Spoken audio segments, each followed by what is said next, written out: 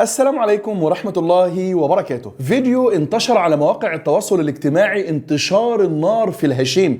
الفيديو لبنت وولد في وضع مخل بالآداب والدين. يذكرنا مشهد الفيديو ده بعلامات يوم القيامة، أو بالأحرى والأدق علامات ما قبل يوم القيامة، أو علامات آخر الزمان كما يسميها علماء الشريعة.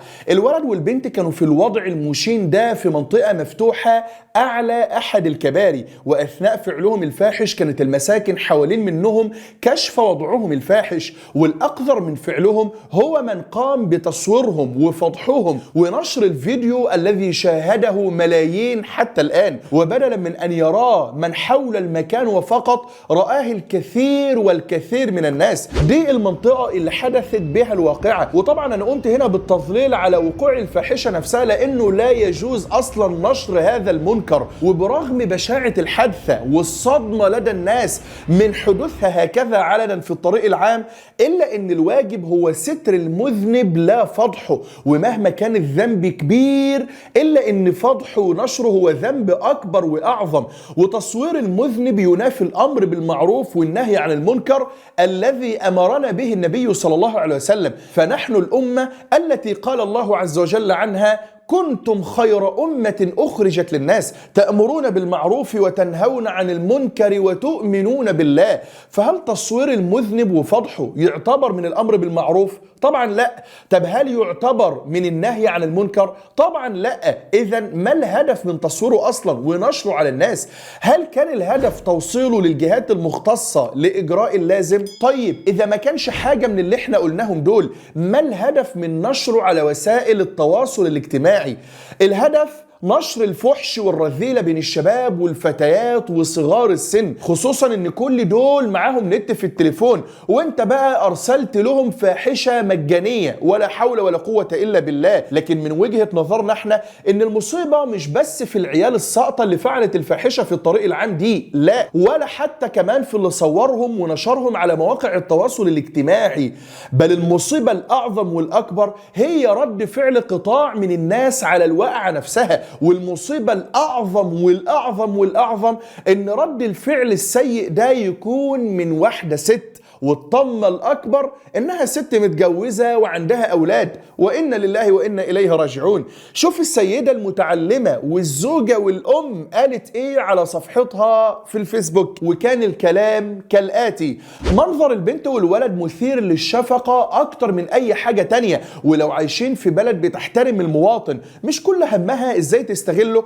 كانوا قدروا يدخلوا أوتيل بسعر بسيط ويحبوا بعض فيه جوه على راحتهم. لكن لو اتوفرت معاهم الفلوس مفيش اوتيل هيرضى يستقبلهم علشان مش متجوزين، وحتى الجواز صعبتوه عليهم. المهم قبل ما تجلدوهم افتكروا انكم بتعملوا كده في الصحاري وفي العربيات وتحت السلالم وفوق الاسطح.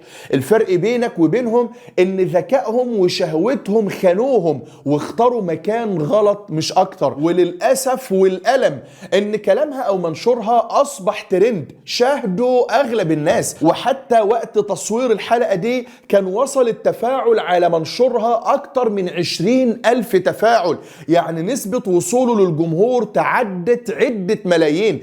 المصيبة بقى في كلامها إنها بتبرر لأهل الفاحشة ممارستها، بل وبتدل الناس على طريق تنفيذها، وبتحاول تتعاطف مع أهل الفواحش وكأنهم ضحايا، لأن دول واللي بتشجعهم دي لو كانت الشريعة مطبقة كان لازم هيكون في حكم راضع عليهم، لأنهم من اللي بينشروا الفاحشة أو بيبرروها للناس. ورد الفعل ده للأسف ليست حالة فردية، بل هي ظاهرة للأسف الشديد، ظاهرة ولها رؤوس ومؤيدين وداعمين.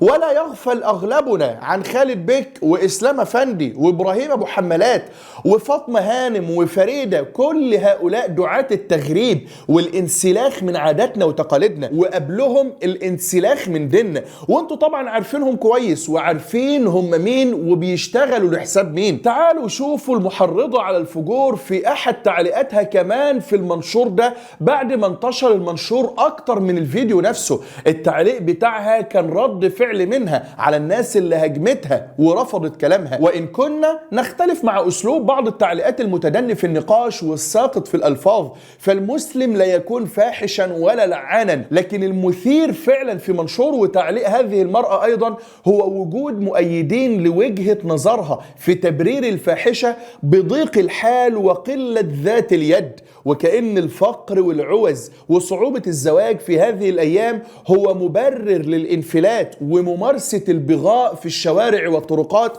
أو حتى في أي مكان. لكن أعجبني تعليق كويس جدا من أخت فاضلة ردت عليها في التعليقات وبتقول: مشكلتك يا أميرة إنك ما خدتش التربية الكافية وما كنتش محاطة بناس متربية كفاية، علشان كده كتبت بوست وكومنت زي ده. شايفة إن المجتمع هو اللي عامل كده في الشباب؟ ما تعرفيش إن حتى لو المجتمع بيحرضك على الرذيلة إنك تتجنبيها وتقربي لربنا سبحانه وتعالى أكتر. مش مشكلتنا يا أميرة إنك بتدعي الفضيلة، ولا مشكلتنا إنك والجزء المحاط بيكي بتداري القرف اللي بتعملوه وأفعالكم بالمظاهر الكذابة. لو أنت شايفة إن كل الناس مش بتحافظ على نفسها وشايفة إن المجتمع هو اللي وصلنا لكده، فنعيش بقى دور الضحية ونخلي شهوتنا وشطنا يسوقنا. فأنت محتاجة تعيدي تفكيرك وتربيتك والبيئة المحيطة بك مرة كمان علشان تفهمي إنك ضيعت عمرك في معتقدات وحياة غلط. وأحب أقولك إننا نضاف وقريبين من ربنا